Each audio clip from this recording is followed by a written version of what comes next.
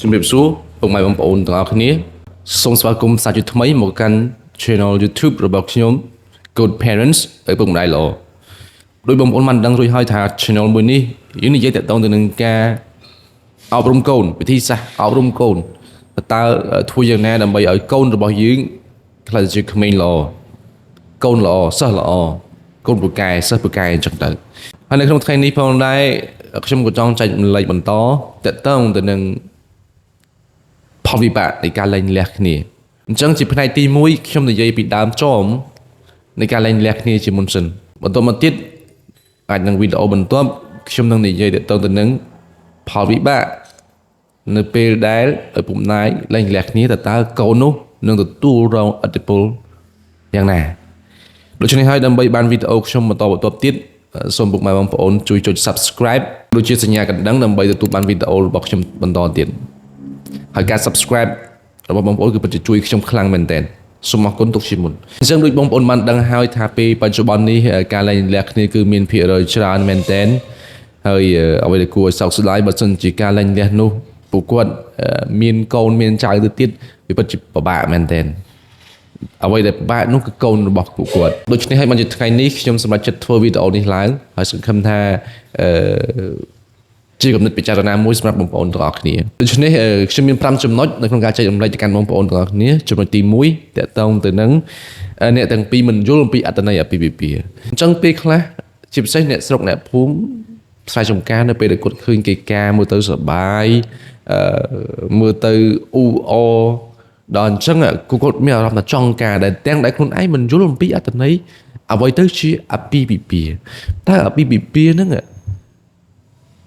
វានឹងមានរសជាតិយ៉ាងណាបន្ទាប់ពីពួកគាត់បានបញ្ចប់ឬបានការហើយនេះគាត់អត់បានដឹងទេពីផលវិបាកគាត់បានគិតវែងឆ្ងាយទេគាត់មើលឃើញតែមួយជ្រុងពេលគេការអូសប្បាយបើជួបជុំបងប្អូនសាច់ញាតិអីអញ្ចឹងទៅមានមិត្តភ័ក្តិចូលរួមអ៊ូអអញ្ចឹងទៅបាទដល់ទៀតសោះអ្នកខ្លះខ្លួនឯងនឹងអត់មានទេបាទប៉ុន្តែកុំនិយាយរឿងមុខរោងរឿងភ្នួងរឿងអីណាយកសិតអាលំដាប់អាល្អចុងក្រោយដោះធនាគារបាទអញ្ចឹងបាទអញ្ចឹងគឺគាត់មិនបានយល់អំពីអត្ថន័យនៃអាពាហ៍ពិពាហ៍ផងណាការចង់ការទៅតាមគេឃើញគេសុបាយឃើញគេលយដល់ពេលចុងក្រោយទឹកភ្នែកណាអូខេចុះអានៅអាជីវិតជាប្តីជាប្រពន្ធរស់នៅមិនចុះសម្រុងអីគ្នាផ្សេងទៀតនោះបាទអញ្ចឹងវាច្រើនមែនតើអញ្ចឹងក៏វាជាកត្តាមួយដែលធ្វើឲ្យពួកគាត់អាចនឹងលែងលះក៏ថាបានដែរចំណុចទី2តកតងទៅនឹងអ្នកទាំងពីរបញ្ញាប់ការពេកបាទអញ្ចឹងបើនៅតាមទីជនបទមែនទែនទៅអាយុ15 16អីហ្នឹង18ភ្លាមហ្នឹងគឺការអស់ហើយណាអញ្ចឹងនៅកាលដែលគាត់បញ្ញាប់ការពេកបញ្ញាប់ចូលរោងការពេកគាត់អត់បានបន្តនៃការសិក្សាគាត់អត់បានយល់ពីសង្គមខាងក្រៅតើគេដើរដល់ណាហើយអញ្ចឹងទៅបាទអញ្ចឹងមិនទាន់បានបបិសោតអីផងរៀបការបាត់ណាទាំងក្មេងខ្ចីទាំងមិនទាន់មានហិរញ្ញវត្ថុមិនទាន់មានបបិសោតជ្រៅជ្រះជាមួយនឹងជីវិតខាងក្រៅដល់ពេលអញ្ចឹងទៅវាអត់មានការគិតពិចារណាវែងឆ្ងាយអត់មានគេថាការអត់ទ្រាំអីទេណាតែប៉ះរឿងអីបន្តិចគឺទៅហើយគ្រួសារហ្នឹងគឺអត់បាននៅគង់វង្សទេនេះដោយសារអីដោយសារតែការរៀបការនៅក្មេងខ្ចីពេកណាយើងគួរតែណាប្រឹងប្រែងរៀនឲ្យយ៉ាងហោចណាស់ចប់មហាវិទ្យាល័យទៅចប់វិទ្យាល័យទៅហើយយើងស្វែងយល់សង្គមខាងក្រៅសិនទៅណាយើងមើលសង្គមខាងក្រៅសិនទៅអានឹងចាំយើងរៀបការតាមក្រោយក៏វាមិនទាន់ជិតពេលដែរចុះបើសិនយើងរៀនមិនទាន់ចប់ផងរៀនមិនទាន់ចប់ផងណាហើយទៅរៀបការនេះណាចំណេះជំនាញក៏គ្មាននេះ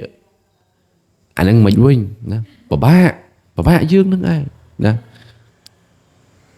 ថ្ងៃក្រោយទៅរស់នៅមិនចូលសម្រុងគ្នាបែកបាក់គ្រួសារនឹងឯងណាអញ្ចឹងមុននឹងសម្រេចចិត្តរៀបការគឺត្រូវតែច្បាស់សិនណាอย่าហោចណាស់រៀនឲ្យចប់វិទ្យាល័យឬមហាវិទ្យាល័យហើយស្វែងយល់ពីសង្គមខាងក្រៅឲ្យច្បាស់សិនណាចាំសម្រេចចិត្តអូខេជៀសវាងការដេកយំស្ដាយក្រោយអូខេនេះគឺជារឿងទី2រឿងទី3រៀបការដោយសារតែឃើញប្រយោជន៍ហិរញ្ញវត្ថុមានន័យថារៀបការដោយសារតែឃើញខាងប្រុស គេមានលុយឬដោយសារតែខាងស្រីគេមានលុយអញ្ចឹងទៅក៏សម្រាប់ចិត្តថារៀបការមានតែប្រយោជន៍ជាហិរញ្ញវត្ថុបាទអញ្ចឹងចុះបើសិនជាថ្ងៃណាមួយធ្លាក់ខ្លួនទៅមិនចុះបើសិនជាថ្ងៃណាមួយអស់លុយនឹងទៅមិនអញ្ចឹងមានថាការស្រឡាញ់ហ្នឹងមិនចេញពីចិត្តនឹងចិត្តទេដោយសារតែឃើញគេមានជាង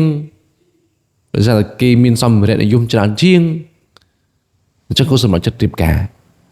អាហ្នឹងវាជាការបង្កើតបង្ខំទេអាហ្នឹងគឺជាលុយដឹកមុខទេហើយយើងដឹងហើយថាលុយមិនចេះតែមានរហូតទេណាអូខេចុះពេលខ្លះទៅវាជួបបញ្ហាអីមួយវាអស់លុយទៅ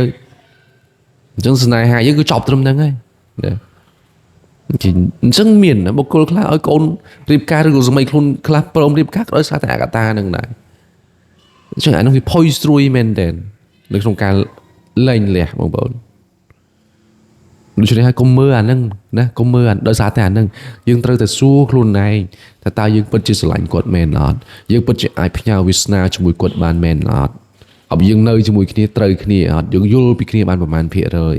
យើងស្គាល់គ្នាបានប្រមាណហើយណាអាហ្នឹងបានយើងគង់វង្សយូរអង្វែងចំណុចទី4គឺគាត់មានជំនឿខុសគ្នាមានន័យថាគាត់អាចបានយល់ពីគ្នាផងណាគាត់បានយល់ពីគ្នាផងពេលខ្លះប្តីជឿថាធ្វើអារឿងមួយហ្នឹងវាអាចនឹងទទួលបានផលវានឹងអាចជោគជ័យប៉ុន្តែប្រពន្ធអត់ដៃខាតបើធ្វើរឿងហ្នឹងគឺមិនបានទេអញ្ចឹងឧទាហរណ៍ថាប្តីចង់រកស៊ីមុខរបរមួយនោះតែប្រពន្ធមានជំនឿថាអត់ទេធ្វើអាហ្នឹងមិនបានទេណាខ្ញុំមិនឲ្យធ្វើទេអញ្ចឹងគ្រួសារមួយនឹងមានជំនឿផ្សេងគ្នាអញ្ចឹងក៏រស់នៅមិនត្រូវគ្នាដែរអញ្ចឹងបានគេថាឲ្យកុំប្រញាប់រៀបការពេកត្រូវតែ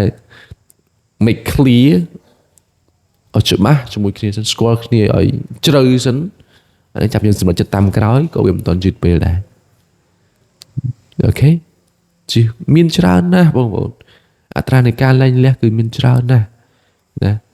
ហើយអ្វីដែលកាន់ពិបាកគឺអត្រាលែងលះនៅពេលដែលគាត់មានកូនមានចៅនោះអញ្ចឹងអ្នកដែលរងផលវិបាកកូនរបស់គាត់នឹងឯងនឹងចំណុចទី5ចុងក្រោយគឺអាត្មានិយមរៀងខ្លួនមនុស្សគាត់តែរៀបការពីក្មេងរៀបការដោយសារតែហិរញ្ញវត្ថុអញ្ចឹងតើគាត់មានការគិតឯណាគាត់មានមនោសញ្ចេតនាឯណាដល់ពេលអញ្ចឹងចង់ឈ្នះតែរៀងខ្លួនចង់បានរៀងខ្លួនណាអាត្មានិយមមិនព្រមទម្លាក់អ្នកបន្តិចដើម្បីគ្រួសារទេណាធ្វើម៉េចឲ្យតែអញឈ្នះណាអូខេកាលណាចង់ឈ្នះចង់ចាញ់អាគ្រួសារនោះមានរឿងរហូតមានបញ្ហារហូតអូខេអញ្ចឹងក៏វាជាបញ្ហាមួយដែលធ្វើឲ្យពួកគាត់មិនអាចរស់នៅជាមួយគ្នាបានដែរណាដូច្នេះហើយចំណុចទាំង5នេះនឹងបងប្អូនសម្រាប់ចិត្តថាចូលរោងការមុននឹងបងប្អូនសម្រាប់ចិត្តថារៀបការអានឹងត្រូវតែមើលអាទាំងអស់ហ្នឹងអា5ចំណុចហ្នឹងថាតើបងប្អូននៅក្នុងហ្នឹងដែរឬក៏អត់តែបើថាបងប្អូនអត់ទេខ្ញុំអត់នៅក្នុងហ្នឹងទេខ្ញុំស្គាល់គ្នាយូរហើយខ្ញុំមានវ័យច្រើនហើយវាដល់ពេលដែលខ្ញុំទៅរៀបការហើយខ្ញុំមានលុយត្រៀមបំរុងបង្កើតគ្រួសារហើយអូខេអាហ្នឹង fine រៀបការចោះណាបង្កើតគ្រួសារឲ្យមានសុភមង្គលអូខេប៉ុន្តែអ្វីដែលជាបញ្ហាបងអូនរៀនមិនទាន់ចប់បងអូនអាយុនៅក្មេងបងអូនរៀបការដោយសារតែម៉ាក់បង្ខំបងអូនរៀបការដោយសារតែឃើញគេមានជាងខ្លួនបងអូនរៀបការដោយសារតែឃើញគេសប្បាយអាហ្នឹងកុំណាកុំយកជីវិតខ្លួនមករៀបការដោយសារតែឃើញគេសប្បាយឃើញគេការទៅសប្បាយកុំដាច់ខាតណាអូខេអរគុណច្រើនពុកម៉ែបងប្អូនទាំងអស់គ្នានេះគឺជា5ចំណុចដែលខ្ញុំចង់ចែករំលែកនៅក្នុងថ្ងៃនេះហើយសង្ឃឹមថាវាមានប្រយោជន៍សម្រាប់បងប្អូនទាំងអស់គ្នាហើយជាចុងក្រោយខ្ញុំសូមពឹងបងប្អូនទាំងអស់គ្នាជួយចុច Subscribe Channel របស់ខ្ញុំផងដើម្បីឲ្យខ្ញុំមានកម្លាំងចិត្តក្នុងការធ្វើវីដេអូបន្តទៀតបាទសូមអរគុណ